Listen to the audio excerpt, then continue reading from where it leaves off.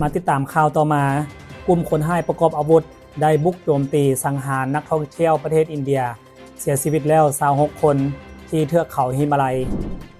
ในวันที่22เมษายน2025กลุ่มคนร้ายประกอบอาวุธกลุ่มหนึ่งได้โจมตีและสังหารนักท่องเที่ยวอินเดีย26คนเสียชีวิตแล้ว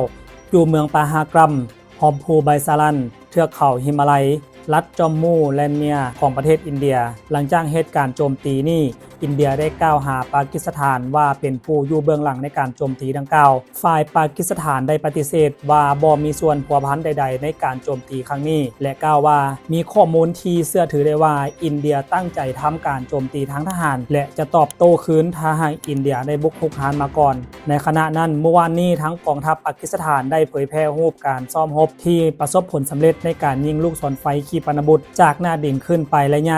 450กิโลเมตรโดยบ่ได้ระบุสถานที่การซ้อมรบซึ่งเหตุการณ์ที่เกิดขึ้นเฮ็ดให้มีความตึงเครียดทางด้านการเมืองระหว่างประเทศโดยทางอินเดียได้มีการปิดสายน้ำสินธุเฮ็ดให้ชาวกสิกรรมและพลังงานน้ำปากีสถานเดือดร้อนจนเฮ็ดให้รัฐบาลปากีสถานเรียกร้องให้บรรดาประเทศพันธมิตรมาเป็นการเพื่อเจรจาให้มีการแก้ไขอย่างสันติล่าสุดอินเดียได้ปล่อยน้ำคืนอย่างกระทันหันและแจ้งระบุตัวมือปืน3คนที่สังหารนักท่องเที่ยว26คนนั้นว่าเป็นสมาชิกของปากีสถานรัสกาอีไตบา